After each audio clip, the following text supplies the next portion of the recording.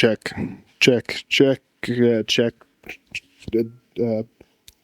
Republic. Hey guys, it's Asher from Asher Warrior Props, and today, for the first time in a long time, we're going to do a painting tutorial. So this is heavily based off of, a lot of times when I do paint, I like to do hyper-realistic texture studies. Behind me on my pony wall, I actually have 30 individual swatches that I tested before I'm happy with it.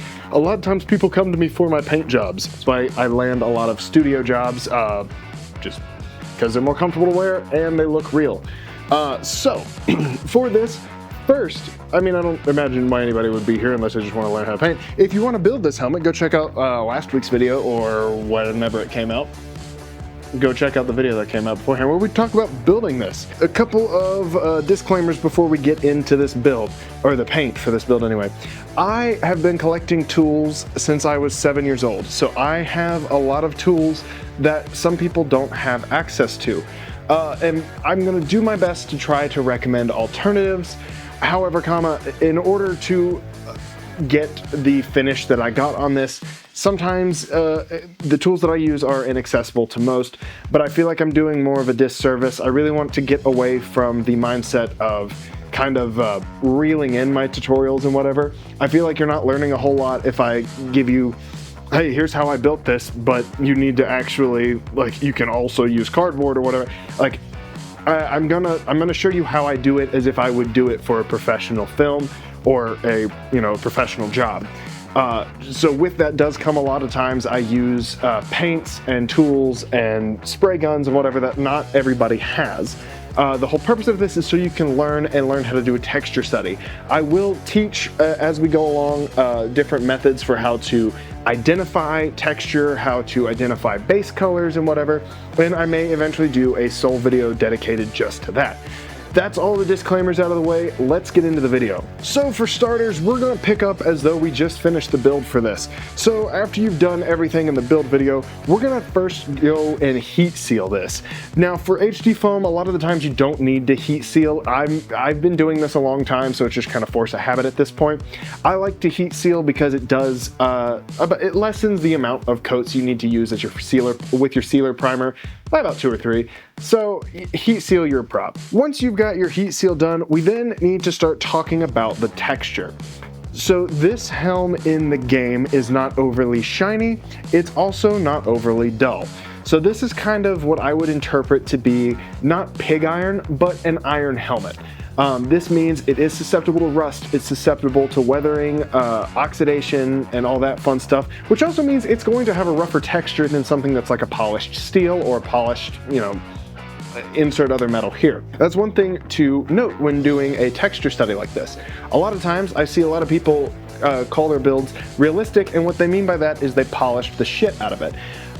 Real metal is ugly. Real metal is not perfect. In fact, I'll show you. So for instance, I've had this 123 block for ages, but this is steel, and even when you look up close, it's got some texture to it. Like if you use your fingernail, you can see the browns, you can see the pitting and weathering on it. I've had that thing for close to 15 years. Here's another better example.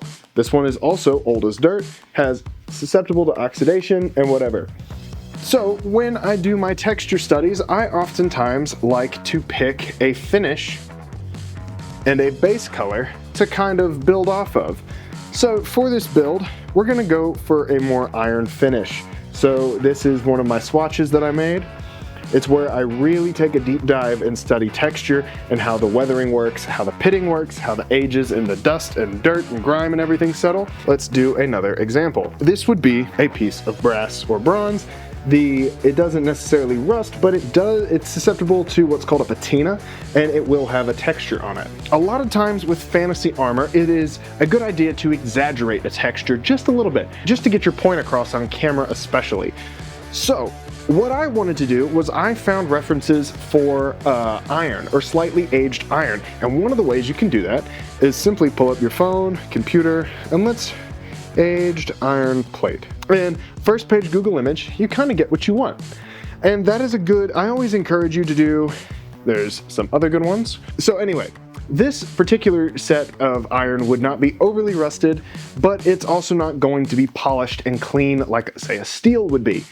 But again, let's not get away from the issue that a lot of times shiny does not equal realistic. I think sci-fi metal is something that you can absolutely do a chrome finish on and look and pass it off as realistic, but real metal has age, it has texture. Yes, a lot of times you can get that texture out, but over time, if you're doing something practical or that is used and not a reproduction or replication, you will get texture. So don't be afraid to add texture. Let's talk about what I'm going to do for our base layer texture.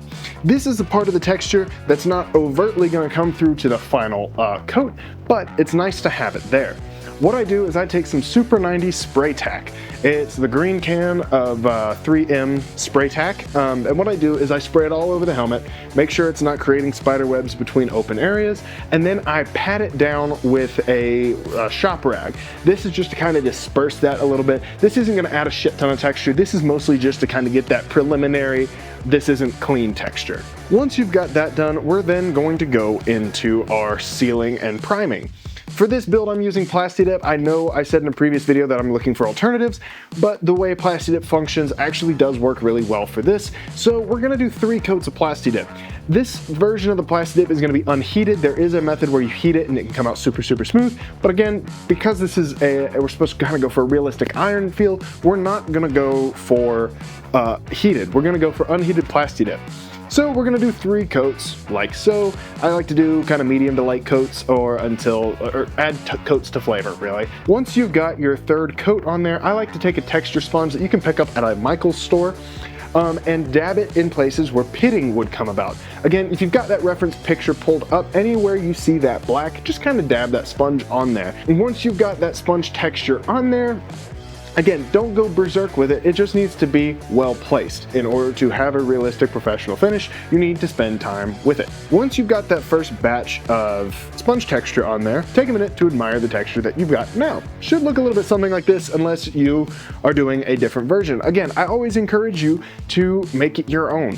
Like, again, you don't have to follow the tutorial strictly. Come away from this and do something different. Make it your own. After you've got that done, we're then going to do a gloss black base coat. Now, the gloss black that I use is called Spazstix, S-P-A-Z-S-T-I-X. This I pump through my HVLP gun and I do a couple of different light coats, do a couple of light to medium coats with it until it's all glossy. While it's still wet, don't let the coat dry, we're then gonna go over it with a different texture sponge and add a little bit more pitting texture. Again, if you ever look at actual like used metal plate armor, you'll see these little black dots places. That's called pitting.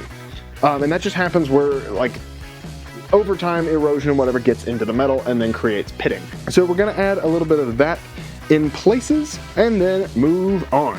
So the next paint that I use is relatively hard to find in the States.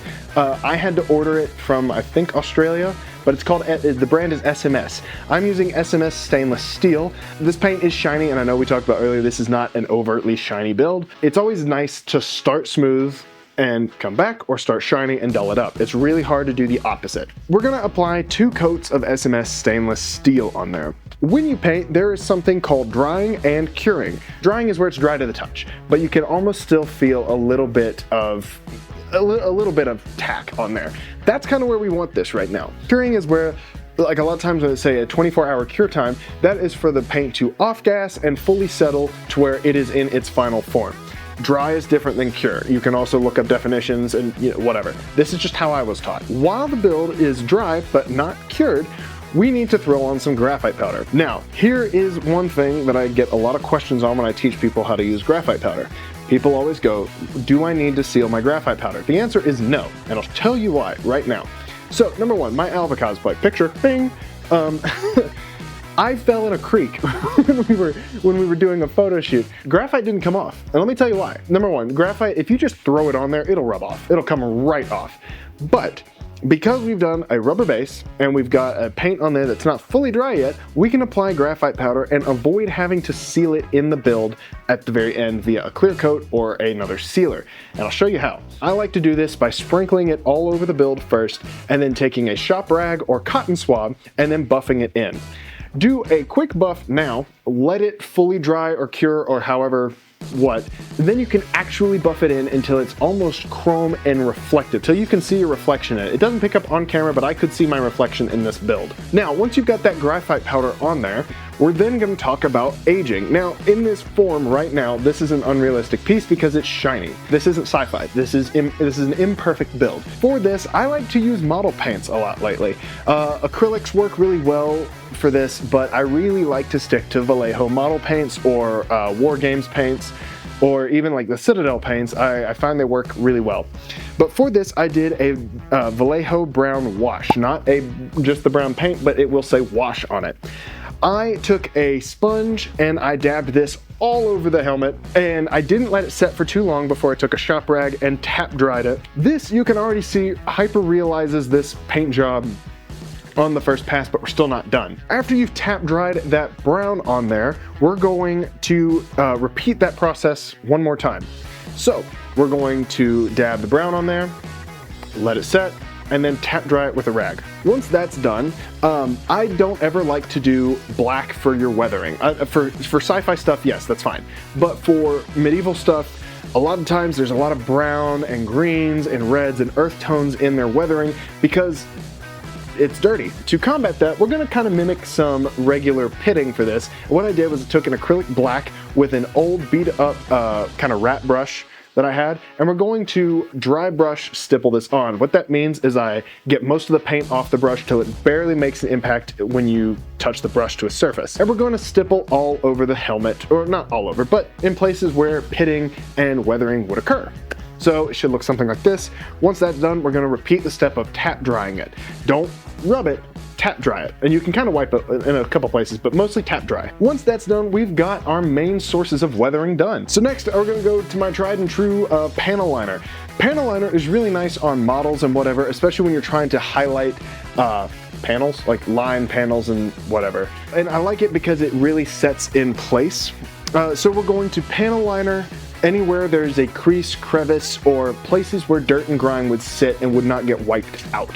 So we're talking about on the lips of things, on like the joints and seams of things. Make that your priority for your black and brown panel liner. Then one thing I like to do is if you look at some old helmets, you'll see a lot of times it looks like it's dripped, where like sweat and water and whatever has accumulated and taken that dirt down and it's dried. So a lot of times what I'll do is go around the rivets and then drape it down and let it dry. With panel liner, we're not going to tap dry. We are literally just going to let it dry.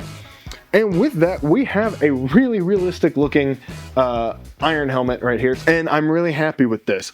Now, I'm not a big fan of rub and buff for everything. I don't really like highlighting hyper realistic, like highlighting edges, unless it's like paint chip or whatever. And a lot of that is because of the way we paint things. We don't really need to highlight because the light acts as a natural highlight. So you can use some silver rub and buff in places if you want, or places where the metal would have been like gashed and worn down, or like scraped up against something. That's where I like to apply silver, like so. And finally, take a step back and admire your work. But yeah, super realistic, super nice looking helmet when it's done. Now you're ready to vitality check those stupid DLC noobs who come in here thinking they're gonna own the place. Thank you so much for watching. I hope you enjoyed. I know I get really serious with painting because it's something I'm really passionate about. It's my favorite part of the build process, and it's why I get hired by a lot of people. So again, I take the painting just a little bit more seriously. If I came off a little more stern, I'm sorry. But I hope you guys enjoyed, and I hope you learned something. Seriously, like, again, I love doing paint tutorials. I just don't do them that often because I always end up getting super serious and whatnot. Like, comment, subscribe, all that fun stuff. If you want to support the page, there is a Patreon and YouTube membership. Get 24-hour early access. There's also a one-time donation button on the website. There's also a link to where you can get some fun t-shirts, and that's just ways you support the page. If there is another build or anything that you want to see in the future, let me know in the comments down below. I do check comments frequently. Sometimes I miss comments just because I'm not on my phone all the time. I have to work. And if you eventually want to see the whole set of this, let me know. I've had so many people request the whole set, and I had one guy who's about to commission me to make the whole set. So if you want to see a build for that or whatever, let me know. Happy to do it. I think that's about it. Thumbnail pose is next, I guess. My funny capacity is so low right now. Fashion.